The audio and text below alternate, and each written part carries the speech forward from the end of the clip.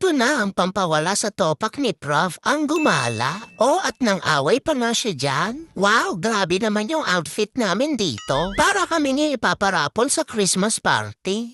Aba, si Chester bigla na lang nagigising kapag hihinto ang kotse. Magpapagas lang tayo, Chester. Wala pa tayo sa SM.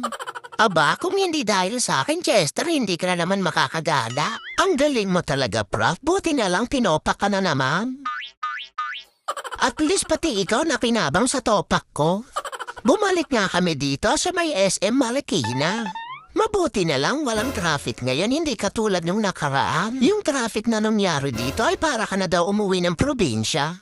Kung sa amin nangyari yan ay sa SM na lang tayo matulog, mabuti pa.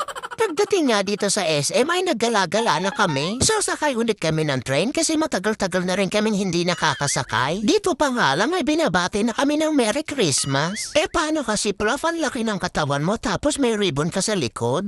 Ikaw nga, Chester, mabuti nga hindi ka sinabit sa Christmas tree. Prof, eto na yung train, sakay na tayo. Yung huling sakay ko nga ng train ay dito ako sinasanti ng principal. Bulakbol ka kasi ng bulakbol, Prof. Okay lang yun, Chester. Ang hirap po rin naman kasing maging estudyante. Sige nga, Chester, kung naalala mo pa yung mga tinuro ko sa'yo. 1 plus 1, Chester. Di 11. 2 plus 2, Chester. Di 22.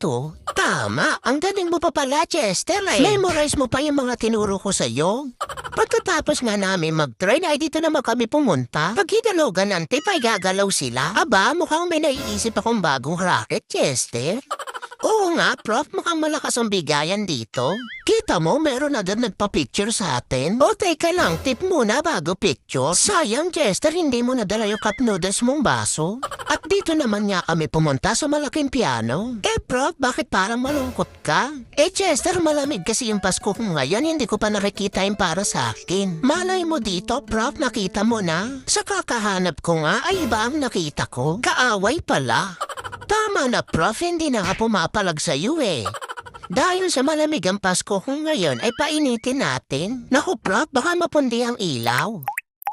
Bakit? Tama naman ang pwesto ko. Kaya nga tinawag na wet floor.